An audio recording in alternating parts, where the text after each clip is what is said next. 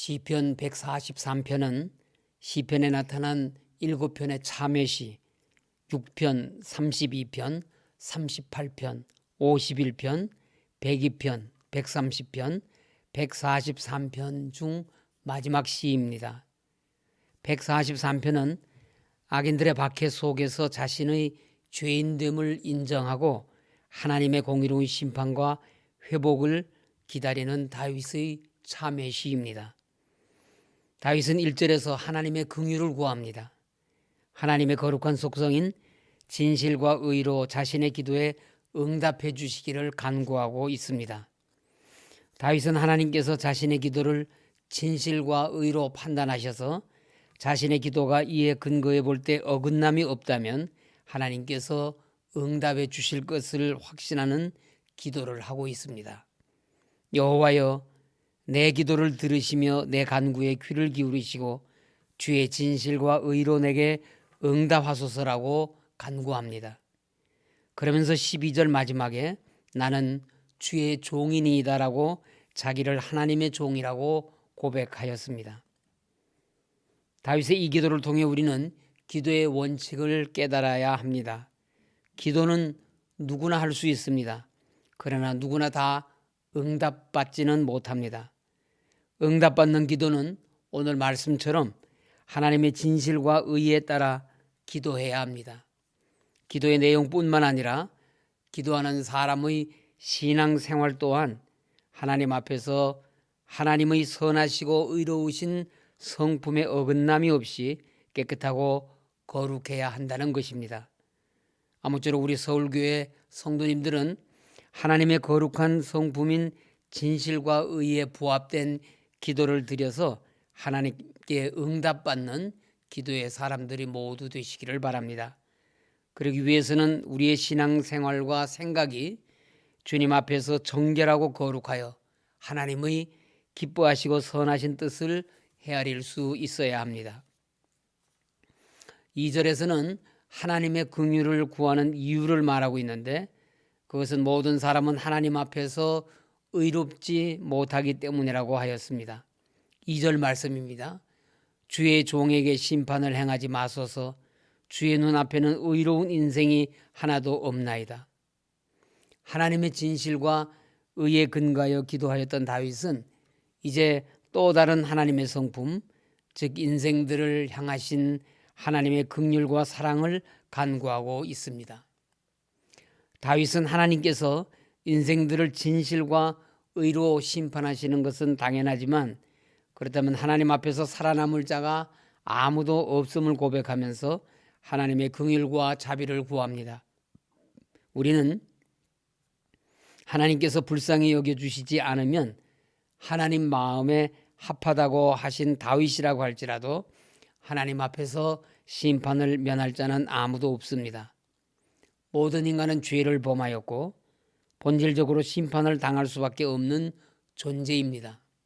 시편 14편 2절 3절은 여호와께서 하늘에서 인생을 굽어 살피사 지각이 있어 하나님을 찾는 자가 있는가 보려 하신즉 다 치우쳐 함께 더러운 자가 되고 선을 행하는 자가 없으니 하나도 없도다라고 하였습니다.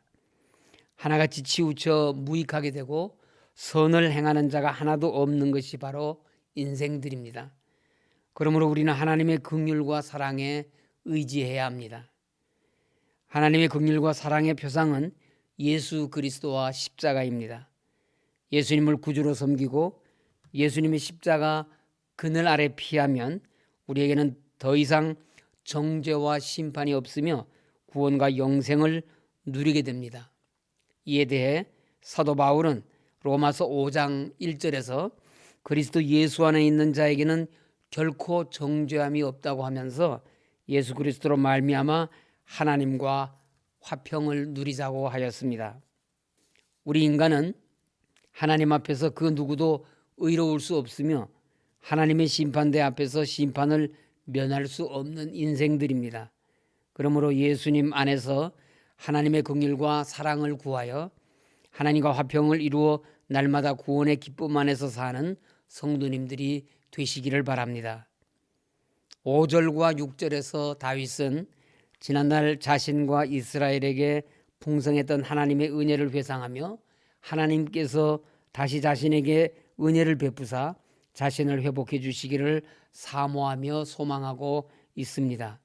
5절 6절입니다. 내가 옛날을 기억하고 주의 모든 행하신 것을 읊조리며 주의 손이 행하는 일을 생각하고 주를 향하여 손을 펴고 내 영혼이 마른 땅같이 주를 사모하나이다.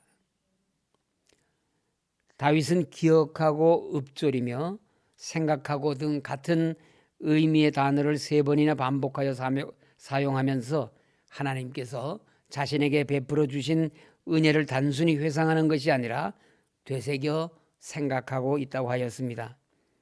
우리 모두 현재와 같은 고난을 당하기 이전 하나님의 은혜와 도우심으로 영화롭던 때를 기억하고 구원의 은혜를 읊조리며 묵상하며 지난날 한결같은 은혜를 베푸신 하나님의 모든 행사를 생각할 수 있기를 바랍니다.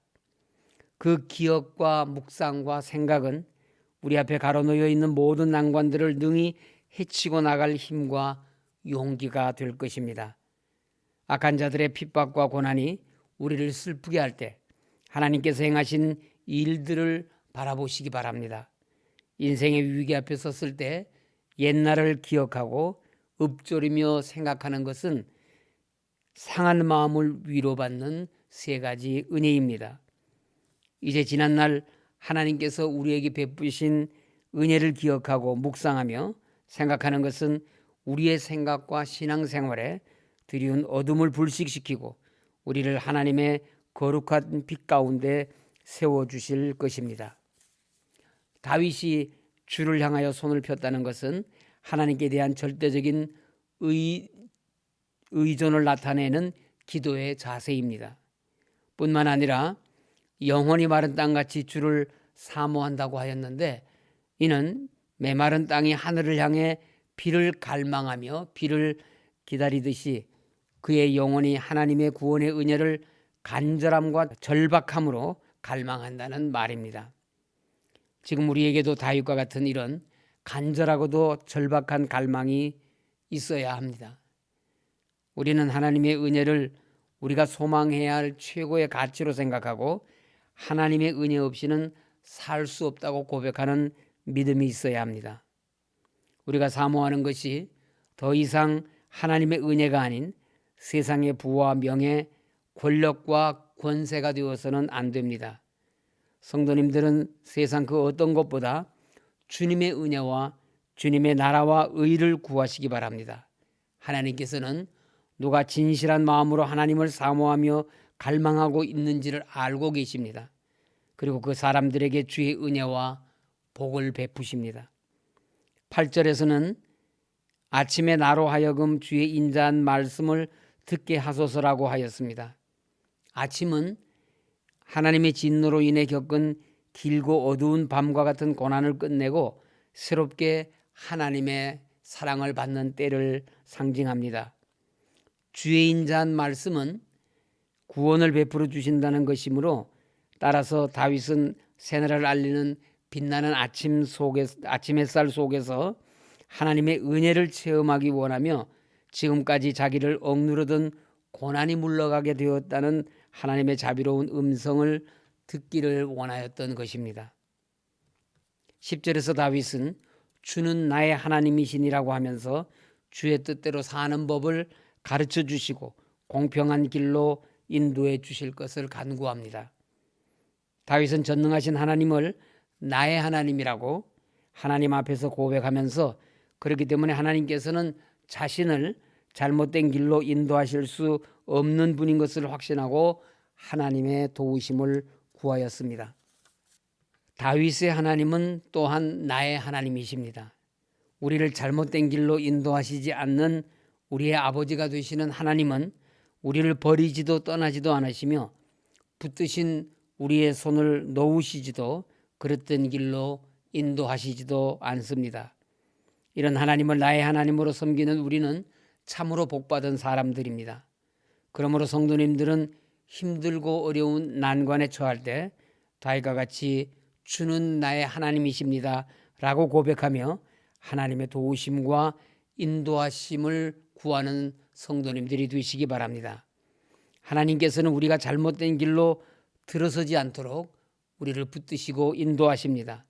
하나님께서 우리를 붙들고 계시면 우리는 넘어지지도 실패하지도 않습니다. 말씀을 마치겠습니다. 다윗은 하나님의 징계로 큰 어려움에 빠져 있었습니다. 그러나 그는 하나님 앞에 회개하면서 그에게 허락하셨던 은혜를 다시 회복하고 그의 삶을 평탄하게 해 주실 것을 간구합니다. 하나님은 우리의 아버지시므로 자녀인 우리가 그릇된 길을 갈 때는 징계로 벌을 내리시기도 하십니다. 그러나 이럴 때 하나님께서 나를 버리셨다고 떠나셨다고 생각해서는 안 됩니다. 오히려 더 깊이 하나님의 뜻을 헤아려 죄를 회개하고 삶을 돌이켜서 새 은혜와 회복을 주시는 하나님의 뜻을 온전히 받들고 순종하기 위해 기도하고 간구하는 신앙의 성숙을 도모하는 성도님들이 되시기를 간절히 소원합니다.